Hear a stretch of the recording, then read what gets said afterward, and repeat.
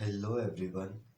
Before the story start, tell me where are you watching from and what time is it?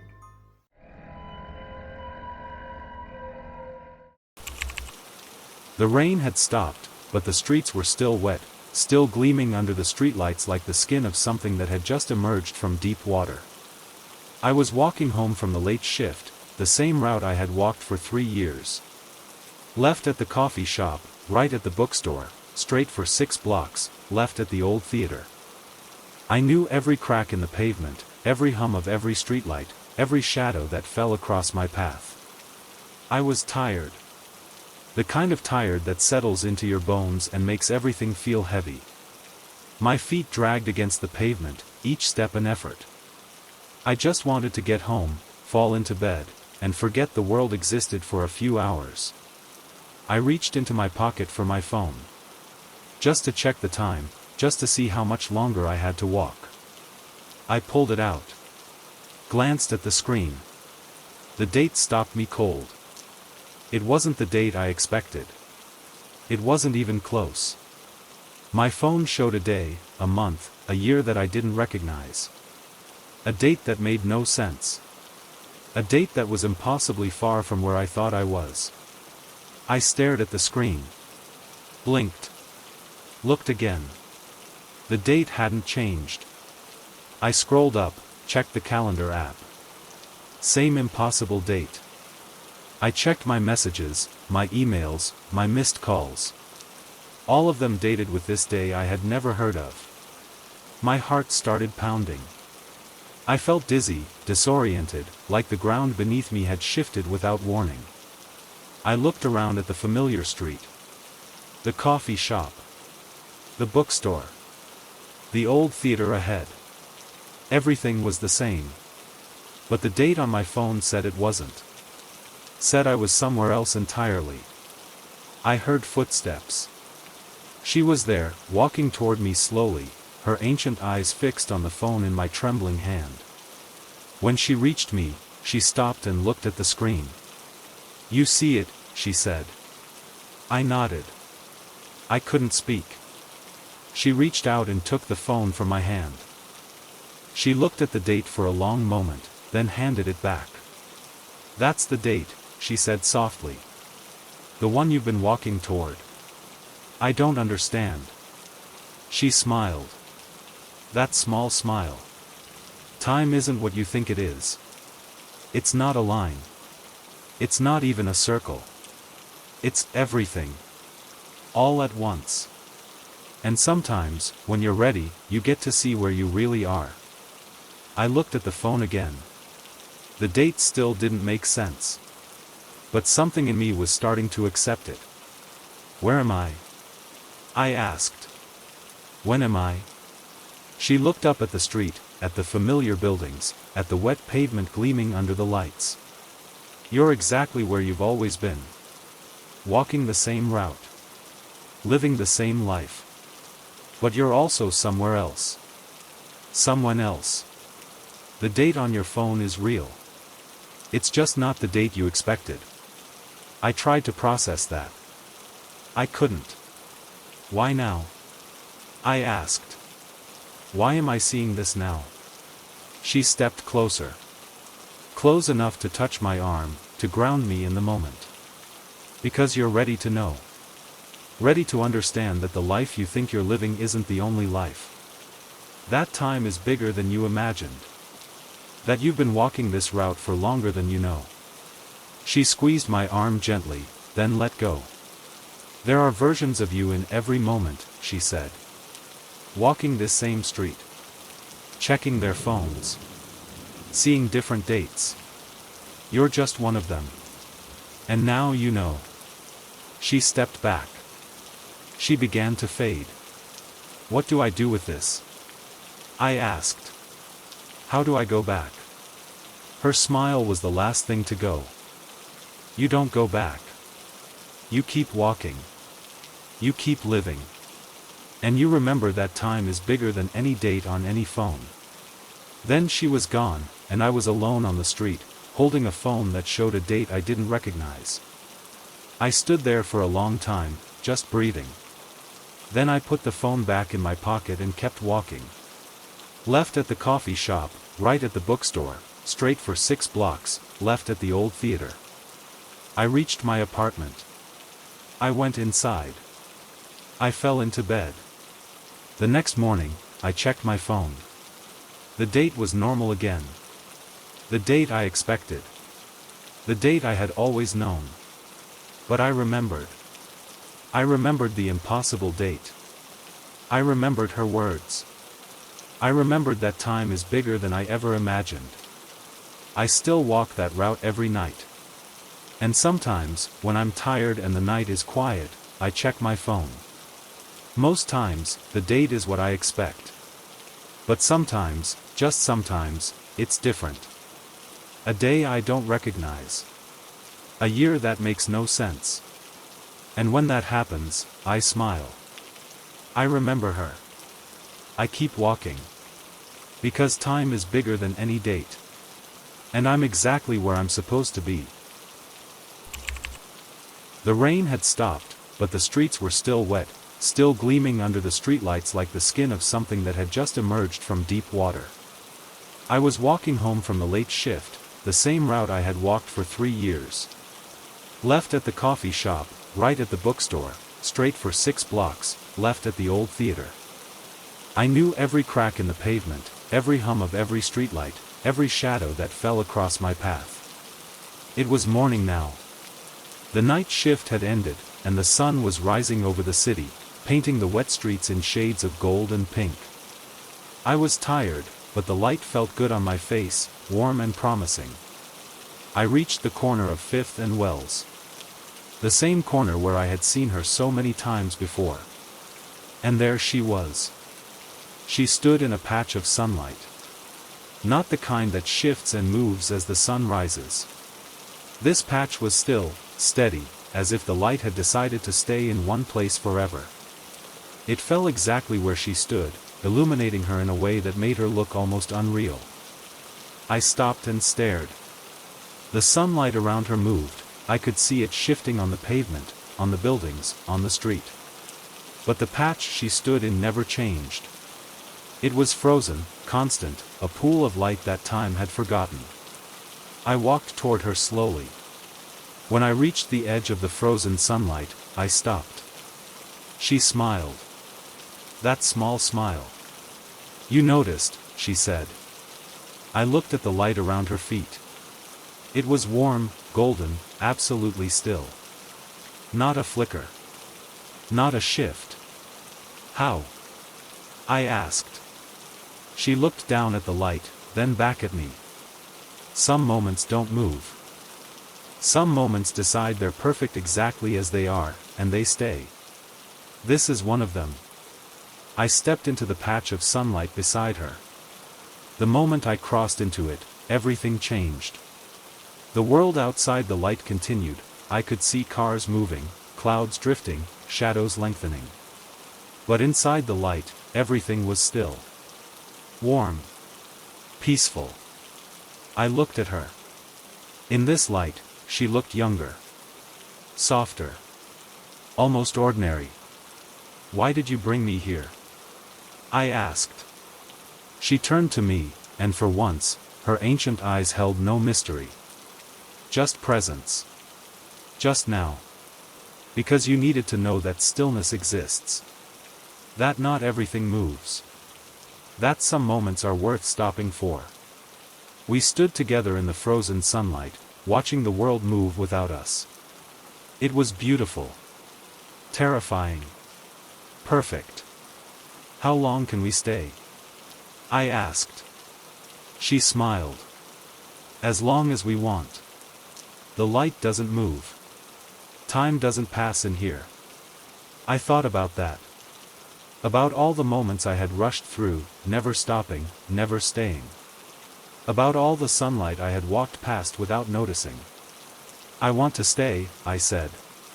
She looked at me with those ancient eyes. "You can't. Not yet. But you can come back. The light will always be here. Waiting."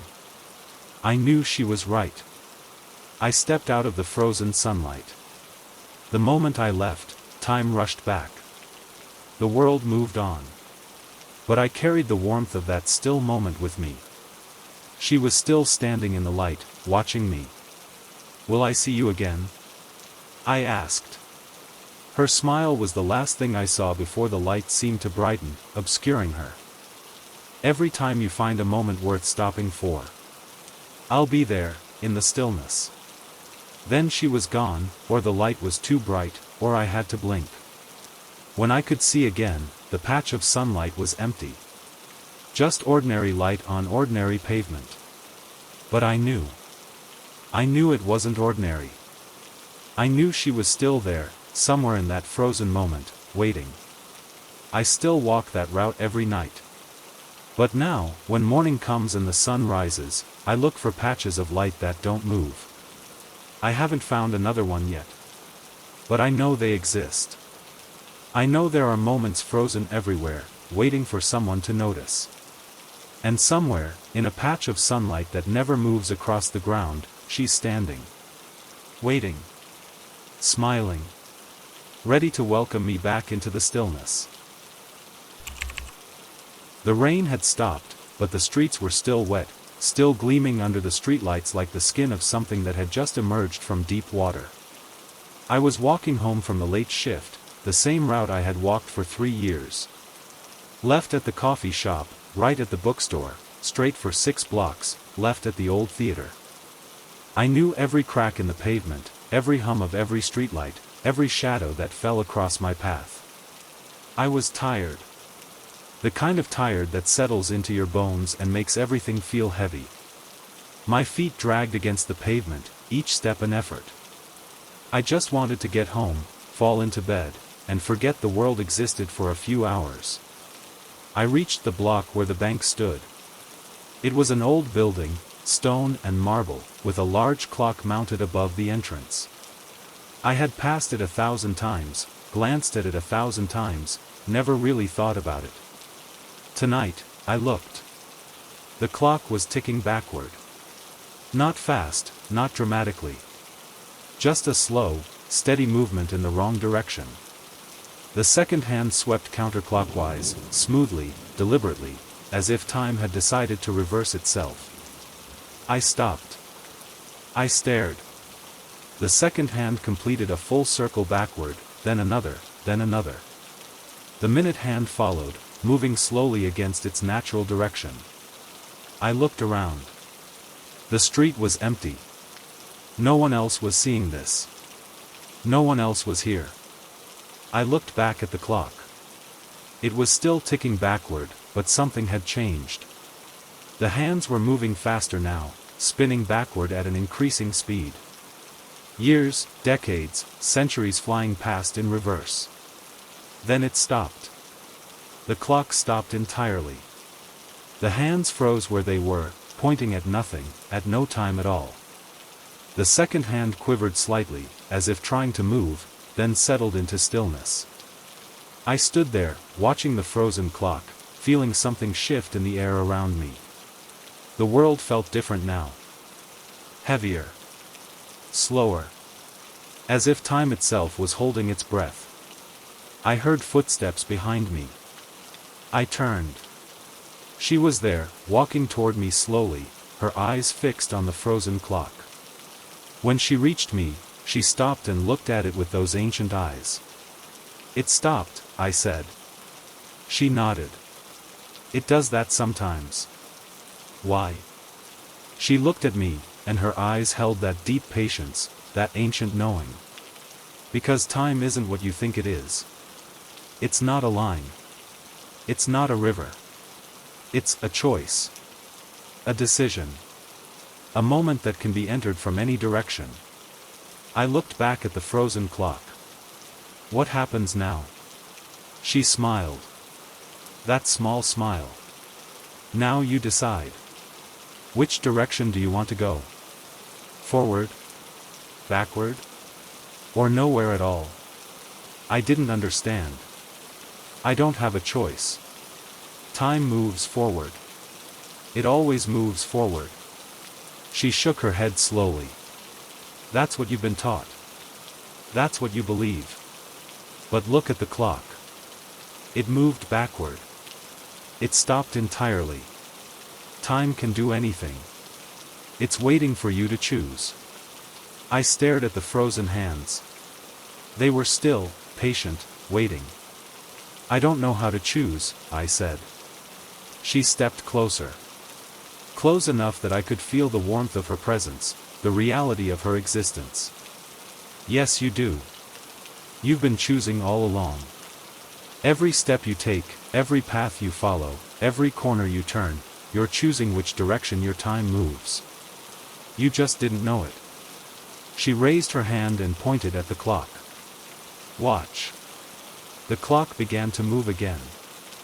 Forward this time, normal and steady. The second hand swept clockwise, the minute hand followed, time resumed its ordinary march. But something was different. The clock was faster now, much faster. Seconds became minutes, minutes became hours, hours became days. The hands spun forward at an impossible speed, showing me the future I was walking toward. I saw myself, older, walking this same route. I saw myself, older still, stopping at this same corner. I saw myself, ancient and tired, still walking, still searching, still hoping. Then the clock slowed. Stopped. Then began moving backward. I saw myself younger, leaving this city, coming back, leaving again. I saw myself at the bus stop, hopeful and young. I saw myself as a child, running through streets I had long forgotten.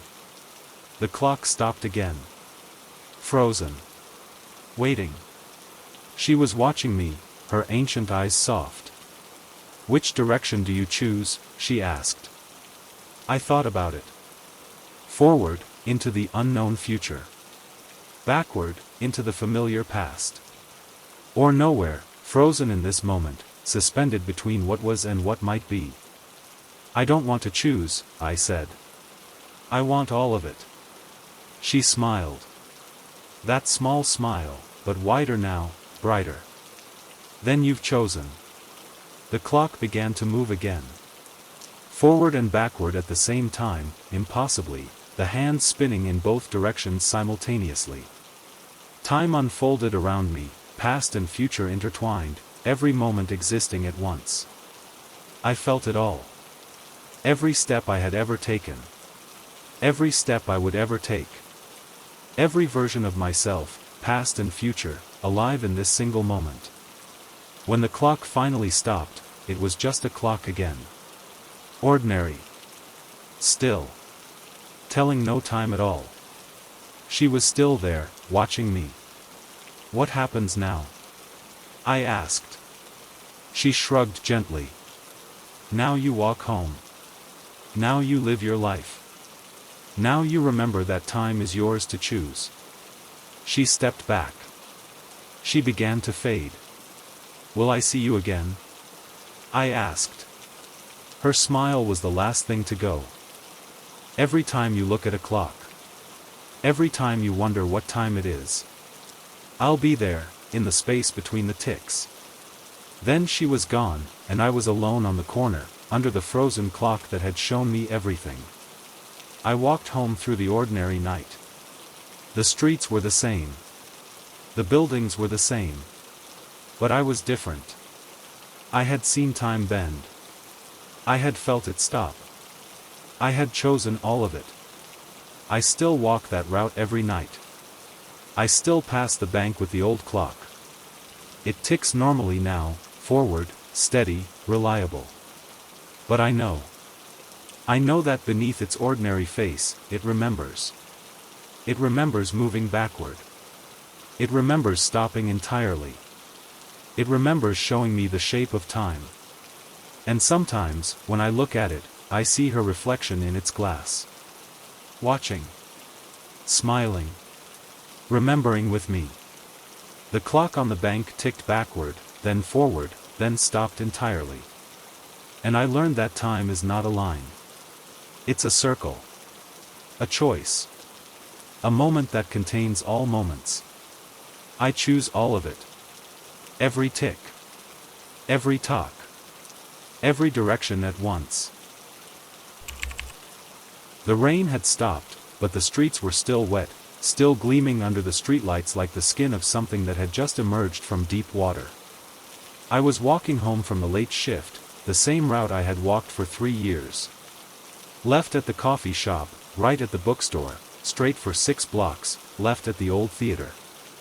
I knew every crack in the pavement, every hum of every streetlight, every shadow that fell across my path. I was tired. The kind of tired that settles into your bones and makes everything feel heavy. My feet dragged against the pavement, each step an effort.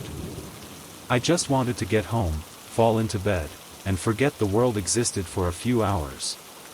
I reached the corner where the old building stood. It had been empty for years, windows dark, doors boarded. But tonight, something had changed. A crack in the concrete at its base. And from that crack, a stem.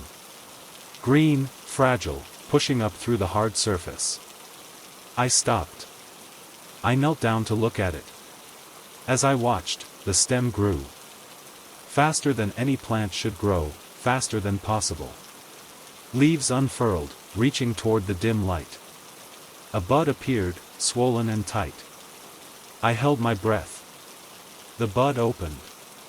Petals unfolded, one by one, revealing colors I had no name for. A flower, perfect and alive, blooming in the space between one heartbeat and the next. I exhaled. The petals wilted. Brown crept along their edges, spread inward, consumed the color. The stem bent, dried, crumbled. In seconds, the flower was gone, returned to the dust it had come from. I stared at the empty crack in the concrete. Nothing remained. Just the memory of a flower that had lived and died while I watched. I looked up. She was there, standing over me, watching with those ancient eyes. "You saw it," she said. I nodded, unable to speak. That's how fast it is. All of it. Birth and life and death, between one breath and the next. I looked back at the empty crack. Was it real? She knelt beside me. As real as anything. As real as you. As real as me. She reached out and touched the crack, her finger tracing where the stem had been. That flower lived its whole life while you watched. It was born, it bloomed, it died. It did everything it was meant to do. And you were there to see it. I felt tears in my eyes. I didn't know why. Why does it make me sad? I asked. She looked at me with those ancient eyes, and for once, they held no mystery. Just kindness. Just understanding. Because you see yourself in it. Your own life, moving just as fast. Born, blooming, dying. Between one breath and the next. I thought about that. About all the years I had lived, all the moments I had passed through, all the time I thought I had. And here, in this crack in the concrete, a flower had shown me the truth. It all happens in a breath. What do I do with that? I asked. With this knowing? She stood up and offered me her hand. I took it, and she pulled me to my feet. You live, she said. You breathe. You bloom. You let yourself be seen, the way you saw that flower. That's all any of us can do. She looked at the empty crack one last time. It's enough, she said. It's more than enough. She stepped back. She began to fade. Will I see you again? I asked. Her smile was the last thing to go. Every time you watch something live and die. Every time you remember how fast it goes. I'll be there, between your breaths. Then she was gone, and I was alone on the corner, staring at an empty crack in the concrete. I walked home slowly that night. I noticed things I had never noticed before. Leaves on the pavement. Water in the gutter. The way the streetlights hummed their quiet song. I still walk that route every night. I still pass the old building with the crack in its foundation. Nothing grows there anymore. But I stop anyway. I kneel down. I remember. And sometimes, between one breath and the next, I see it again. A stem, a bud, a bloom. A whole life, lived and witnessed. I watched a flower bloom and wilt between one breath and the next. And I understood that my life is no different. So I breathe. I bloom. I let myself be seen. That's enough. That's everything. The rain had stopped, but the streets were still wet, still gleaming under the streetlights like the skin of something that had just emerged from deep water. I was walking home from the late shift, the same route I had walked for 3 years. Left at the coffee shop, right at the bookstore, straight for 6 blocks, left at the old theater. I knew every crack in the pavement, every hum of every streetlight, every shadow that fell across my path. I was tired. The kind of tired that settles into your bones and makes everything feel heavy. My feet dragged against the pavement, each step an effort. I just wanted to get home, fall into bed, and forget the world existed for a few hours. I reached the corner of 5th and Wells. The same corner where I had seen her so many times before. And tonight, she was there. She stood under the streetlight, facing me, her arms at her sides. Her face was calm, patient, those ancient eyes watching me approach. I slowed as I got closer, unsure what to expect. When I was a few feet away, she raised her hand. Her palm was open, facing upward. In it, something glimmered. Something I couldn't quite see. She closed her eyes. She took a breath. Then she opened her palm fully. A handful of minutes spilled out like sand. I saw them fall. Small grains of light, each one a moment, a minute of someone's life. They poured from her hand in a steady stream, catching the light from the street lamp, sparkling as they descended. They hit the wet pavement and disappeared, absorbed into the city, into the night, into the endless flow of time. I watched, mesmerized, as the last grains fell. When her palm was empty, she opened her eyes and looked at me. What were those? I asked. She looked at her empty hand, then at me. Minutes. Moments.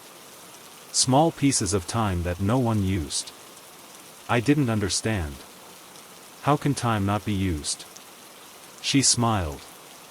That small smile. Every day, people let minutes slip away. They're distracted, they're waiting, they're not paying attention.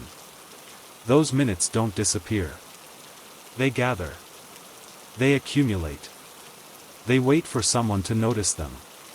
She closed her hand, then opened it again. Empty. I've been collecting them, she said. For a long time. All the unused minutes, the forgotten moments, the time that people let fall through their fingers. I hold them. I keep them safe.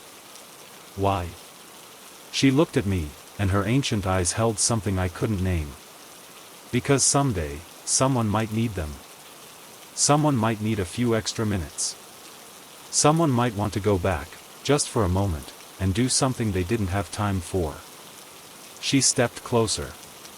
Close enough that I could see the faint lines around her eyes, the slight smile on her lips. I've been saving some for you. I stared at her. For me? She nodded. All those nights you've walked this route. All those minutes you've spent just moving your feet, not thinking, not feeling, not being present. I've been collecting them. Holding them. Waiting for the right moment to give them back. She raised her hand again, palm open. This time, I saw the minutes gather. Grains of light, forming in her palm, sparkling with warmth. These are yours, she said. Every minute you've wasted. Every moment you've let slip away. I've kept them all. I reached out without thinking. My hand hovered over hers, wanting to touch those minutes, to feel them, to take them back. Can I have them? I asked. She looked at me with those ancient eyes. You can. But once you take them, they're yours again. You have to use them. You can't let them fall away this time. I thought about that. About all the minutes I had wasted. All the moments I had let slip. Could I really use them this time? Could I make them count?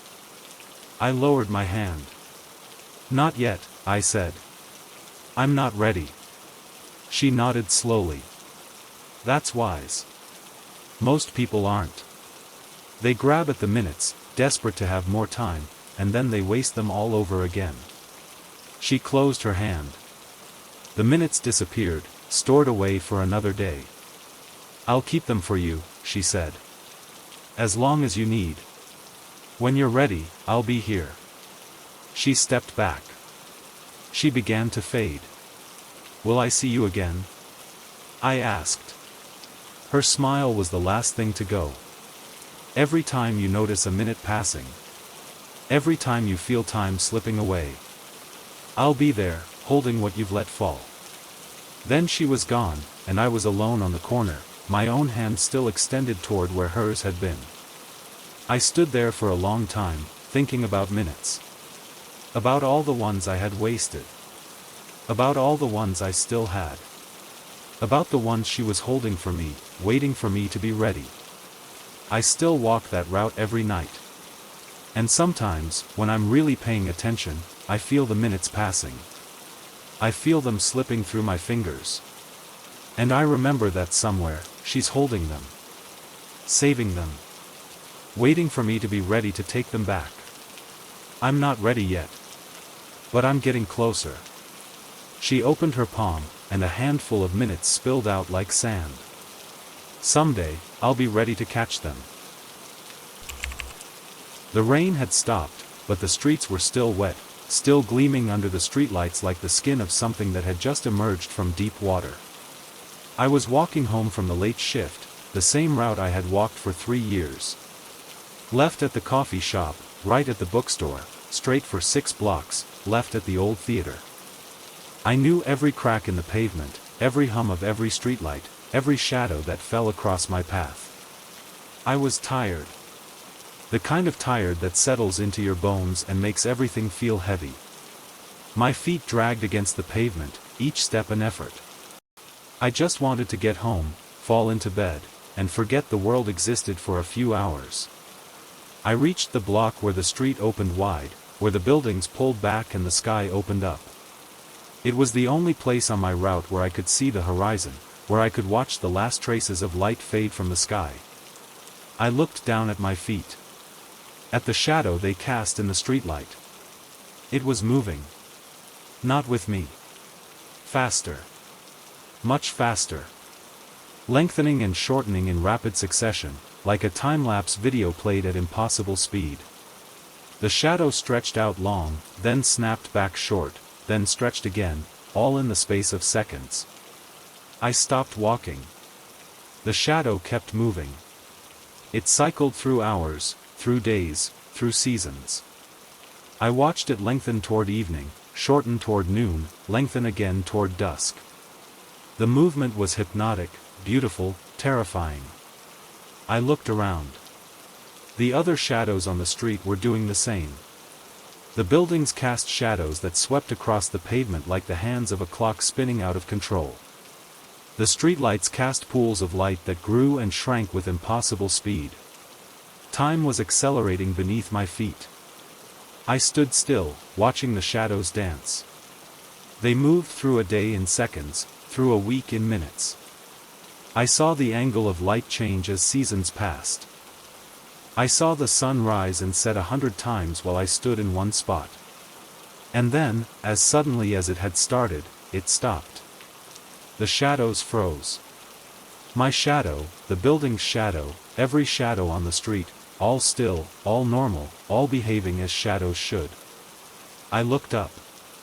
The sky was the same. The street was the same. Everything was ordinary again. But I knew it wasn't. I knew something had happened. Something had shown me time in a way I had never seen it before. I heard footsteps behind me. I turned. She was there, walking toward me slowly, her eyes fixed on the ground where the shadows had danced. When she reached me, she stopped and looked at me with those ancient eyes. "You saw it," she said. I nodded. The shadows. They moved so fast. Through days, through seasons. She smiled. That small smile. That's what time looks like when you're not paying attention. Days blurring into weeks, weeks into years. All those moments, passing beneath your feet, and you never notice. I looked down at my shadow. Still, ordinary, normal. How do I stop it? I asked. How do I make time slow down? She shook her head slowly. You don't. Time does what time does. It passes. It accelerates. It slows. You can't control it. She stepped closer. Close enough that I could see the faint lines around her eyes, the slight smile on her lips. But you can pay attention. You can notice. When you're really present, really here, time doesn't speed up. It stretches. It gives you more. I thought about that. About all the days I had let blur together. All the weeks that had passed without my noticing. All the years that had slipped away while I wasn't looking. I want to pay attention, I said. I want to be here. She reached out and took my hand. Her touch was warm, solid, real. Then be here, she said. Right now. This moment. Feel it. I closed my eyes. I felt her hand in mine. I felt the pavement under my feet. I felt the night air on my skin. I felt the moment, full and complete, stretching into eternity. When I opened my eyes, the shadows were still. But they seemed different now. Deeper. More real. She was still there, watching me. You felt it, she said. I nodded. She smiled. That small smile. Remember this. Remember what it feels like to be fully present. The shadows will always try to speed up, to blur, to pass without your notice. But you can choose. You can be here. She stepped back. She began to fade. Will I see you again? I asked. Her smile was the last thing to go. Every time you notice a shadow. Every time you feel time passing. I'll be there, in the space between the lengthening and the shortening. Then she was gone, and I was alone on the street, my shadow still and ordinary beneath my feet. I stood there for a long time, just feeling. The moment stretched, full and present. I didn't want to leave it. But eventually, I walked home. I slept. I woke to another day. Now, when I walk that route, I pay attention. I notice the shadows. I feel time passing. And when I feel it starting to speed up, to blur, to slip away, I stop. I breathe. I remember her hand in mine. The shadows still lengthen and shorten. Time still passes. But I'm here for it now. Really here. The shadows lengthened and shortened and fast forward beneath my feet. But I've learned to slow them down. One moment at a time. The rain had stopped, but the streets were still wet, still gleaming under the streetlights like the skin of something that had just emerged from deep water. I was walking home from the late shift, the same route I had walked for 3 years. Left at the coffee shop, right at the bookstore, straight for 6 blocks, left at the old theater. I knew every crack in the pavement, every hum of every streetlight, every shadow that fell across my path. I was tired. The kind of tired that settles into your bones and makes everything feel heavy. My feet dragged against the pavement, each step an effort.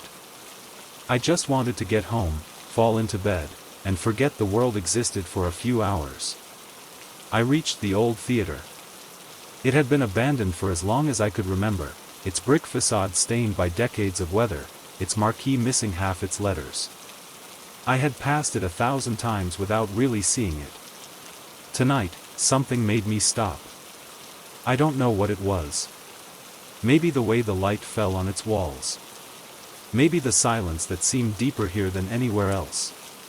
Maybe just tiredness, making me pause for no reason. I reached out and touched the wall. The moment my fingers made contact, the brick began to change. It aged. Rapidly, impossibly, right under my hand. I felt it crumble, felt the solid surface become soft, then powdery, then dust. My fingers sank into it as centuries passed in seconds.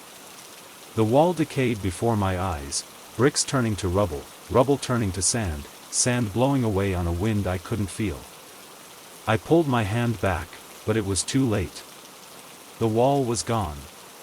Just empty space where the theater had been. I stared at the nothing, my heart pounding. I had destroyed it. With one touch, I had aged a building into nothing. Then the dust began to move. It swirled, gathered, coalesced. Grains became pebbles, pebbles became bricks, bricks stacked themselves into walls. I saw the sun rise and set 100 times while I stood in one spot. And then, as suddenly as it had started, it stopped. The shadows froze. My shadow, the building's shadow, every shadow on the street, all still, all normal, all behaving as shadows should. I looked up. The sky was the same. The street was the same. Everything was ordinary again. But I knew it wasn't. I knew something had happened. Something had shown me time in a way I had never seen it before. I heard footsteps behind me. I turned. She was there, walking toward me slowly, her eyes fixed on the ground where the shadows had danced. When she reached me, she stopped and looked at me with those ancient eyes. "You saw it," she said. I nodded. The shadows. They moved so fast. Through days, through seasons. She smiled. That small smile. That's what time looks like when you're not paying attention. Days blurring into weeks, weeks into years. All those moments, passing beneath your feet, and you never notice. I looked down at my shadow. Still, ordinary, normal. How do I stop it? I asked. How do I make time slow down? She shook her head slowly. You don't. Time does what time does. It passes. It accelerates. It slows. You can't control it. She stepped closer. Close enough that I could see the faint lines around her eyes, the slight smile on her lips. But you can pay attention. You can notice. When you're really present, really here, time doesn't speed up. It stretches. It gives you more. I thought about that. About all the days I had let blur together. All the weeks that had passed without my noticing. All the years that had slipped away while I wasn't looking. I want to pay attention, I said. I want to be here. She reached out and took my hand. She stepped back. She began to fade. Will I see you again? I asked. Her smile was the last thing to go. Every time you touch something and feel it change. Every time you remember that nothing lasts forever. I'll be there, in the space between dust and form.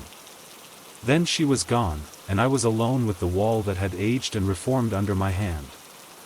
I stood there for a long time, just looking at it. It looked solid. Permanent. But I knew. Beneath its surface, it was constantly changing, constantly becoming, constantly moving through its own endless cycle. I reached out and touched it again. Gently. Respectfully. It stayed solid under my hand, but I felt it now. The slow pulse of its existence. The patient journey from brick to dust and back again. I walked home through the ordinary night, but nothing was ordinary anymore. Every building I passed seemed alive, changing, moving through its own slow transformation. I touched a wall here, a lamppost there, always gently, always with respect. They stayed solid under my hand. But I felt them. I felt everything. I still walk that route every night. I still pass the old theater. And sometimes, when the night is quiet and the city is still, I reach out and touch its wall. It ages under my hand. It crumbles to dust. It reforms. And in that moment, between dust and form, I feel her there. Watching. Smiling. Remembering with me. I reached to touch a wall and felt it age to dust, then reform. Now I know that everything is doing the same. Including me.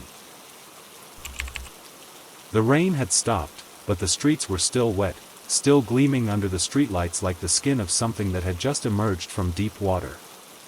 I was walking home from the late shift, the same route I had walked for 3 years. Left at the coffee shop, right at the bookstore, straight for 6 blocks, left at the old theater. I knew every crack in the pavement, every hum of every streetlight, every shadow that fell across my path. I was tired. The kind of tired that settles into your bones and makes everything feel heavy. My feet dragged against the pavement, each step an effort. I just wanted to get home, fall into bed, and forget the world existed for a few hours. I reached the corner of 5th and Wells. The same corner where I had seen her so many times before. And tonight, she was there. She stood under the streetlight, facing me, her arms at her sides. Her face was calm, patient, those ancient eyes watching me approach. I slowed as I got closer, unsure what to expect. When I was a few feet away, she raised her hand and pointed. At the sky. I looked up. The sky was doing something impossible. The sun was racing across it like a streak of light. Not slowly, not gradually, but fast, impossibly fast. It arced from east to west in seconds, a brilliant trail of light that left afterimages on my retinas. Day and night flickered like a strobe, sunrise and sunset compressed into heartbeats. I watched, transfixed, as the sun completed a dozen journeys across the sky in the time it took me to draw a single breath. The stars wheeled overhead, spinning in their ancient dance, seasons changing with every passing moment. Then it stopped. The sun froze where it was, low on the horizon, caught between day and night. The sky held its breath, suspended in that impossible moment. I looked back at her. She was still pointing, her finger aimed at the frozen sun, her ancient eyes fixed on me. What was that? I whispered. She lowered her hand. That was time. The way it really moves. The way it's always moving, whether you see it or not. But it was so fast. So fast. She nodded slowly. It always is. You just don't notice because you're moving with it. Like being on a train, you don't feel the speed because you're part of it. She stepped closer. Close enough that I could see the faint lines around her eyes, the slight smile on her lips. But sometimes, if you're lucky, you get to see it from outside. You get to watch the sun race across the sky and understand that everything you know, days, years, lifetimes, they're all just streaks of light. I looked back at the frozen sun. It hung there, patient, waiting. Will it move again? I asked. She nodded. When you're ready. When you've seen enough. I didn't know if I was ready. I didn't know if I would ever be ready. How do I go back? I asked. To normal time. To ordinary days. She smiled. That small smile. You just step back in. The sun will start moving again, at its normal pace, and you'll forget you ever saw it race. Until the next time. She reached out and took my hand. Her touch was warm, solid, real. Remember this, she said. Remember that time isn't what you think. It's faster than you can imagine. And slower than you'll ever know. She squeezed my hand, then let go. She stepped back. The sun began to move again. Normal speed. Ordinary pace. It sank below the horizon, and the stars came out, and the night returned to its familiar rhythm. She was still there, watching me. "Go home," she said. "Live your life. Let the days pass." I nodded. I didn't know what else to do. She began to fade, the way she always did. "Will I see you again?" I asked. Her smile was the last thing to go. "Every time you look at the sky and wonder. Every time you feel time passing too fast. I'll be there, in the streak of light." Then she was gone, and I was alone on the corner, under the ordinary night sky. I walked home slowly, my mind full of racing suns and frozen moments. When I got to my apartment, I stood at the window for a long time, watching the stars. They moved slowly. Normally. The way they always had. But I knew now. Beneath that slow movement, they were racing. Everything was racing. Time was a streak of light, and I was part of it. I still walk that route every night. I still look at the sky. And sometimes, when the light is right and the moment is perfect, I see it again. The sun racing. The stars wheeling. Time moving faster than I can comprehend. And somewhere in that streak of light, she's watching. Smiling. Remembering with me. She pointed to the sky, where the sun raced across like a streak of light. And I understood that my whole life is just one of those streaks. So I'll make it bright.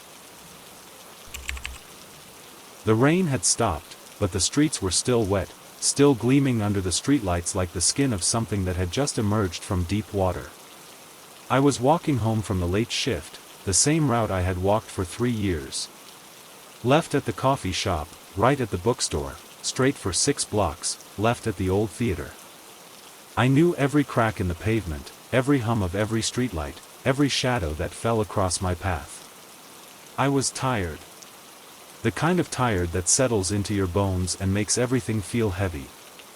My feet dragged against the pavement, each step an effort. I just wanted to get home, fall into bed, and forget the world existed for a few hours. I reached the old theater. Its windows were dark, dusty, reflecting the street behind me. I glanced at them as I passed, the way you always glance at reflective surfaces without really looking. But tonight, I looked. My reflection was there. But it wasn't the reflection I expected. It was younger. Much younger. A boy of maybe 10, with the same face I had now but smoother, softer, full of a hope I had long forgotten. He stood in the window, looking out at me, his eyes wide with something I couldn't name. I stopped. I stared. The boy faded. In his place, a teenager. Awkward, uncertain, the same face trying to find itself. He looked at me with the confusion of someone who doesn't yet know who they'll become. He faded. A young man appeared. Early 20s, full of energy, ready to take on the world. He looked at me with the confidence I had once had, the certainty that everything would work out. He faded. The man I had been 5 years ago. 10 years ago. Each version of myself appeared in that window, younger and younger, moving backward through time until I was a child again, then an infant, then nothing. Then it reversed. I saw myself older. 5 years older. 10 years. 20. My face lined, my hair gray, my eyes tired in a different way. I watched myself age decade by decade, growing older and older until I was ancient, fragile, a version of myself I barely recognized. Then I was gone. The window showed nothing. Just the empty street behind me, the wet pavement, the distant streetlights. No reflection. No me at all. I stood there, my heart pounding, waiting for myself to return. The window stayed empty. I looked down at my hands. They were solid. Real. I was still here. I looked back at the window. Empty. I reached out to touch it. My fingers met cold glass, solid and real. My reflection should have been there, should have appeared when I got close. But there was nothing. Just the street behind me, empty of myself. I heard footsteps. I turned. She was there, walking toward me slowly, her eyes fixed on the empty window. When she reached me, she stopped and looked at me with those ancient eyes. "It's gone," I said. "My reflection. It showed me younger, then older, then gone." She nodded slowly. "It does that sometimes." "What does it mean?" She looked at the empty window, then back at me. "It means you're between versions. The person you were is gone. The person you'll be hasn't arrived yet. For this moment, you're just here." I didn't understand. But I feel solid. I feel real. You are. More real than you've ever been. Without the past to define you, without the future to pull you forward, you're just present. Just here. Just this. She stepped closer. Close enough that I could see my reflection in her eyes. I was there. I existed. "Look," she said, pointing at her own eyes. I looked. In the darkness of her pupils, I saw myself. Not younger, not older. Just me. Right now. This moment. "This is who you are," she said. "Not the child you were. Not the elder you'll become. Just this. Just now." I stared at my reflection in her eyes. It was ordinary. Unremarkable. But it was mine. "What happens when I look in a normal mirror?" I asked. She smiled. That small smile. "You'll see yourself again." The window was a gift. A glimpse of where you've been and where you're going. But ordinary mirrors show ordinary things. She stepped back. She began to fade. "Will I see you again?" I asked. Her smile was the last thing to go. "Every time you look at yourself and wonder who you are. Every time you're between versions. I'll be there, in the space where your reflection should be." Then she was gone, and I was alone with the empty window. I stood there for a long time, just looking at it. It showed the street behind me, the wet pavement, the distant lights. No me. Just the world, empty of my image. Eventually, I walked home. I passed other windows, other reflective surfaces. My reflection appeared in all of them, normal and ordinary. The window at the theater had been the only one that showed me differently. I still walk that route every night. I still pass the old theater. And sometimes, when I glance at its dark windows, I see myself again. Younger. Older. Gone. But I know now that those are just versions. The real me is here, in this moment, walking this street, living this life. And somewhere, in the space between reflections, she's watching. Smiling. Remembering with me. My own reflection in the window showed me younger, then older, then gone. But I'm still here. Still walking. Still becoming. That's enough. That's everything. The rain had stopped, but the streets were still wet, still gleaming under the streetlights like the skin of something that had just emerged from deep water. I was walking home from the late shift, the same route I had walked for 3 years. Left at the coffee shop, right at the bookstore, straight for 6 blocks, left at the old theater. I knew every crack in the pavement, every hum of every streetlight, every shadow that fell across my path. I was tired. The kind of tired that settles into your bones and makes everything feel heavy. My feet dragged against the pavement, each step an effort. I just wanted to get home, fall into bed, and forget the world existed for a few hours.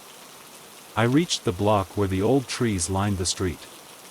They had been there for decades, their branches arching overhead, creating a canopy that filtered the streetlight into patterns on the ground. In the 3 years I had walked this route, I had watched them change with the seasons. Spring leaves, summer fullness, autumn colors, winter bareness. Slow changes, gradual, easy to miss if you weren't paying attention. Tonight, the trees were bare. Winter branches, dark against the sky. I had noticed them earlier in the week, the last leaves falling, the slow transition to cold. I blinked. Just a normal blink. Tired eyes, heavy lids, a momentary darkness. When I opened my eyes, the trees were full of leaves. Bright green, spring leaves, new and fresh. The branches that had been bare moments ago were now covered in the fullness of life. I stopped. I stared. I blinked again. Summer. Deep green, heavy leaves, the fullness of July. Another blink. Autumn. Gold and red and brown, the colors of falling. Another blink. Winter again. Bare branches, dark against the sky. I stood there, blinking rapidly, watching the seasons change on the trees above me. Spring, summer, autumn, winter. Spring, summer, autumn, winter. Each blink brought a new season, a new world, a new version of the street I had walked for years. I stopped blinking. I held my eyes open, afraid of what another blink might bring. The trees settled on winter. Bare branches, cold sky. The season I had started with. I looked down at my hands. They were the same.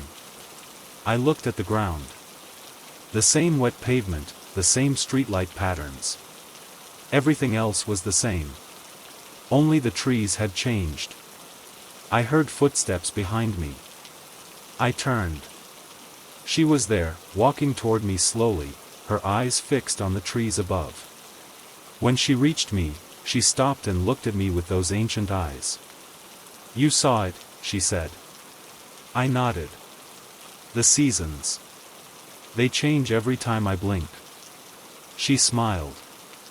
That small smile. "They do. They always do. You just don't usually notice." I looked up at the trees. Winter branches, patient and still. "How fast do they really change?" I asked.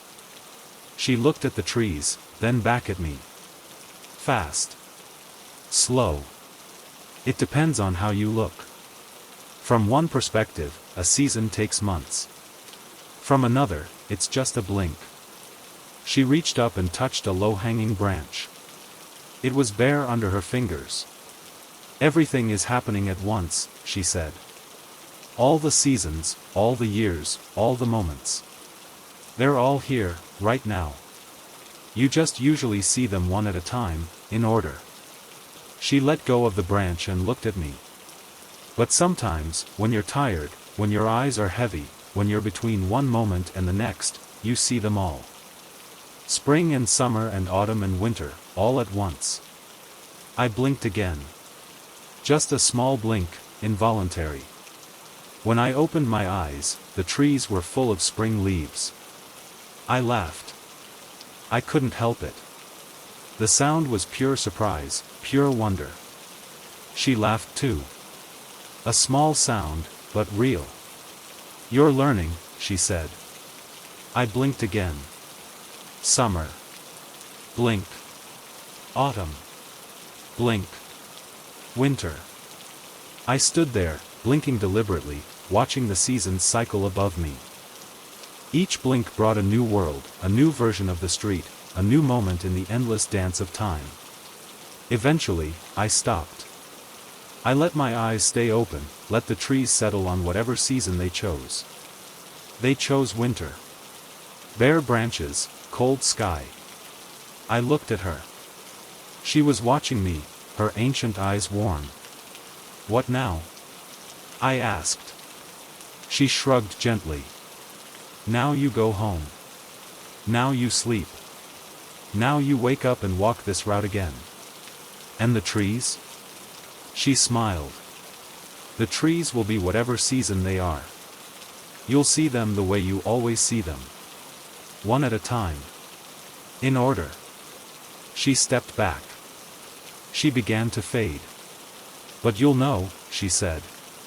You'll know that beneath the slow change, there's something faster. Something that happens between blinks. She was almost gone now, just an outline, just a memory. Will I see you again? I asked. Her smile was the last thing to go. Every time you blink. Every time you notice what changes when your eyes are closed. Then she was gone, and I was alone under the winter trees. I walked home slowly, blinking occasionally, watching the seasons change above me. By the time I reached my apartment, I had seen spring, summer, autumn, and winter a dozen times each. I slept. When I woke, the day was ordinary. I walked to work, walked home, past the trees. They were winter trees, bare and still. I blinked. They stayed winter. The gift was gone. The ordinary had returned. But I remember. I remember that between blinks, the world changes. That all the seasons are always there, waiting to be seen. That time is faster and slower than I'll ever know. I still walk that route every night. I still pass the old trees. And sometimes, when I'm very tired, when my eyes are heavy, when I'm between one moment and the next, I blink. And just for a second, the seasons change. The rain had stopped, but the streets were still wet, still gleaming under the streetlights like the skin of something that had just emerged from deep water. I was walking home from the late shift, the same route I had walked for 3 years. Left at the coffee shop, right at the bookstore, straight for 6 blocks, left at the old theater. I knew every crack in the pavement, every hum of every streetlight, every shadow that fell across my path. I was tired. The kind of tired that settles into your bones and makes everything feel heavy. My feet dragged against the pavement, each step an effort. I just wanted to get home, fall into bed, and forget the world existed for a few hours. I reached the corner of 5th and Wells. The same corner where I had seen her so many times before. And tonight, she was there. She stood under the streetlight, facing me, her arms at her sides. Her face was calm, patient, those ancient eyes watching me approach. I slowed as I got closer, unsure what to expect. When I was a few feet away, I noticed her hands. They were raised slightly, fingers working at something I couldn't see. She was holding something. Manipulating something. I stopped and watched. Her fingers moved slowly, delicately, as if handling something fragile. Something invisible. Something that mattered. "What are you doing?" I asked. She looked up at me, and her smile was gentle. Softer than I had ever seen it. "I'm holding time," she said. Like a loosened thread. I stared at her hands. I still couldn't see anything. But I felt it. A shift in the air. A slowing. A pause. "Time is a fabric," she said. "Woven from moments, from heartbeats, from breaths. Most of the time it's tight, pulled taut, moving forward without pause. But sometimes, if you know how, you can loosen it. You can hold it gently in your hands and feel its texture." Her fingers continued their slow work, tracing patterns I couldn't see. "Why?" I asked. "Why would you loosen it?" She looked at me, and her ancient eyes held a tenderness I had never seen before. "Because some moments deserve to stretch.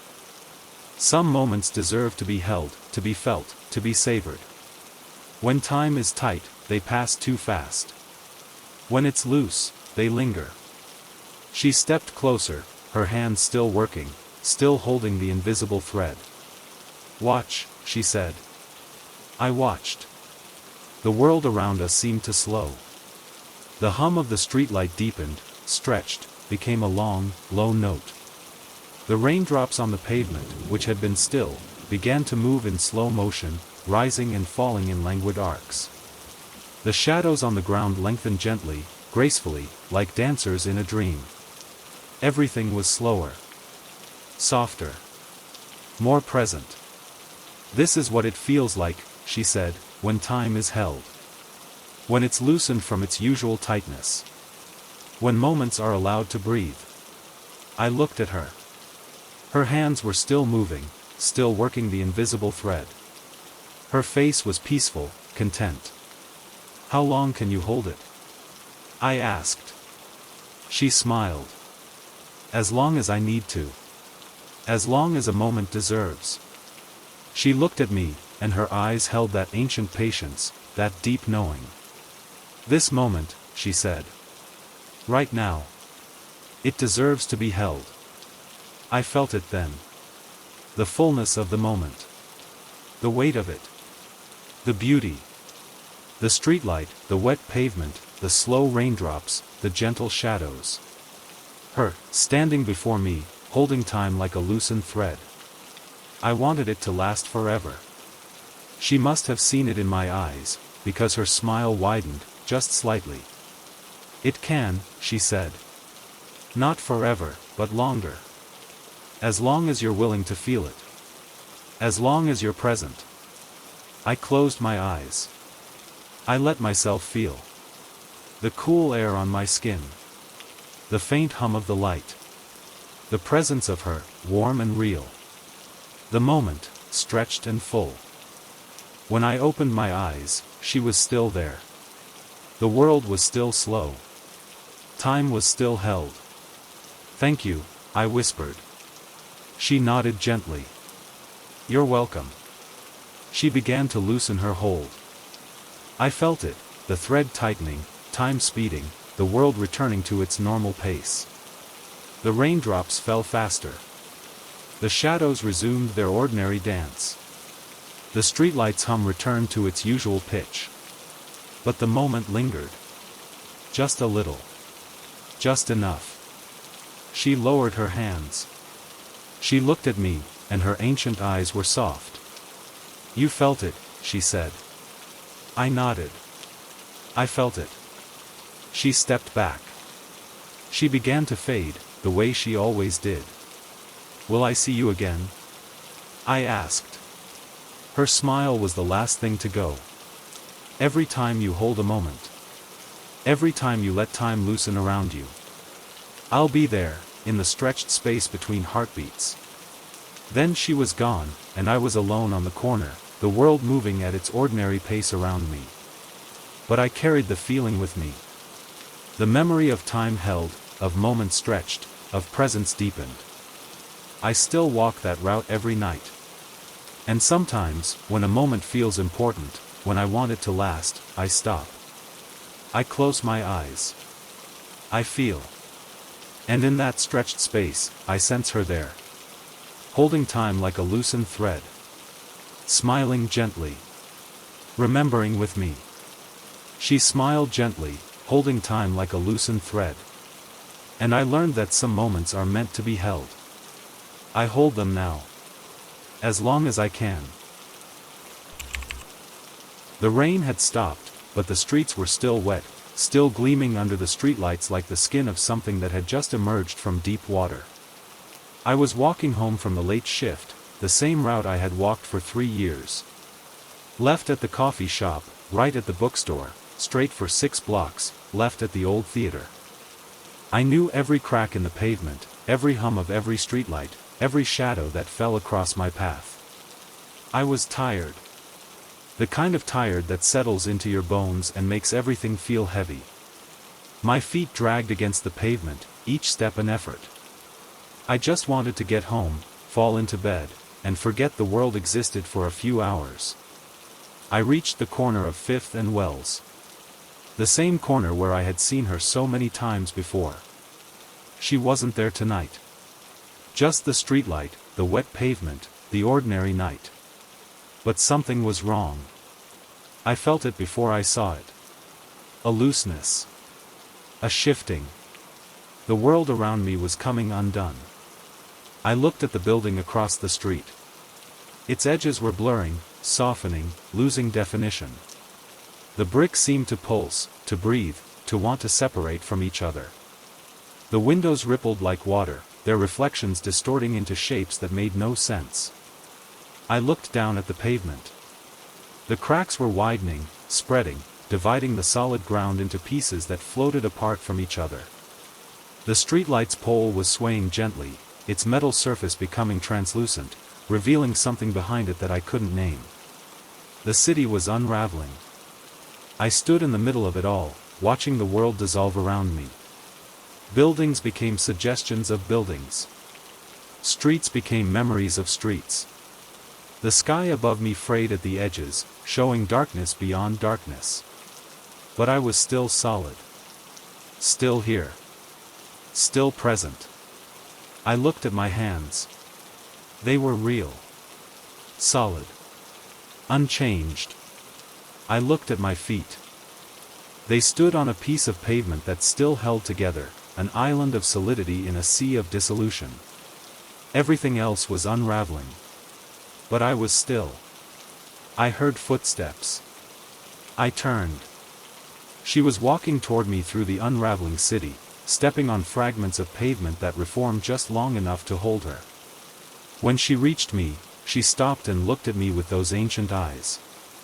"You're still here," she said. I nodded. "Everything else is coming apart.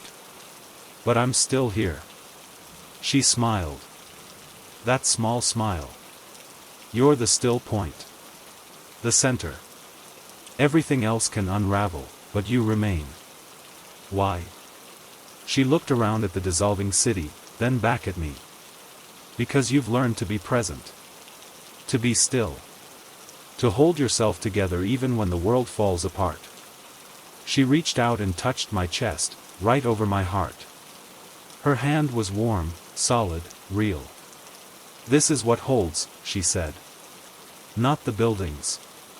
Not the streets. Not the city. This. Presence. Stillness. You." I looked around at the unraveling world. Buildings were now just outlines, suggestions, memories of themselves. The street was a river of fragments, flowing away into darkness. The sky was gone, replaced by something I couldn't name. But I was still here. Still solid. Still present. "What happens when it's all gone?" I asked. She looked at me with those ancient eyes. "Then it's just you. Just this moment. Just presence." She squeezed my hand, then let go. "And that's enough," she said. "It's always been enough." She stepped back. She began to fade, but differently this time. Not disappearing into the unraveling city, but becoming part of it. Part of the fragments. Part of the dissolution. "Will I see you again?" I asked. Her smile was the last thing to go. "Every time you're the still point. Every time you hold yourself together when everything else falls apart. I'll be there, in the center with you." Then she was gone, and I was alone in the unraveling city. I stood there for a long time, watching the world dissolve around me. Buildings became nothing. Streets became nothing. The city became a memory, a whisper, a dream. But I remained. Solid. Still. Present. Eventually, the unraveling stopped. The fragments hung in the air, suspended, waiting. The darkness around me was complete, absolute. And I was the only thing left. I closed my eyes. I felt my breath. I felt my heart. I felt the solid ground beneath my feet, even though the ground was gone. When I opened my eyes, the city was back. Ordinary. Solid. Real. The buildings stood where they should. The streets lay straight and true.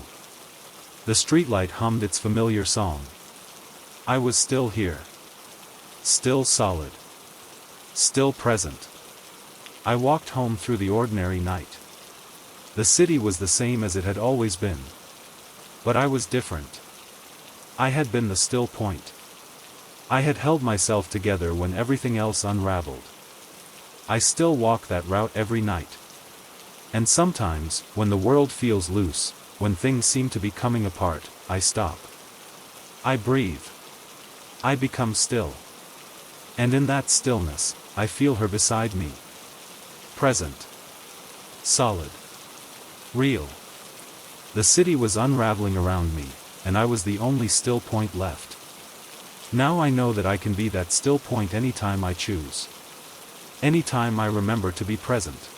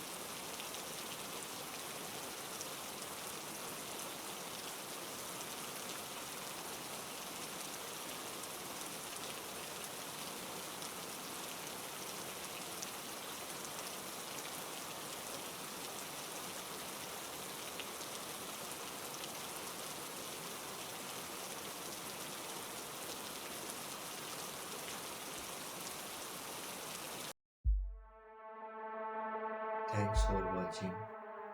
See you in the next video.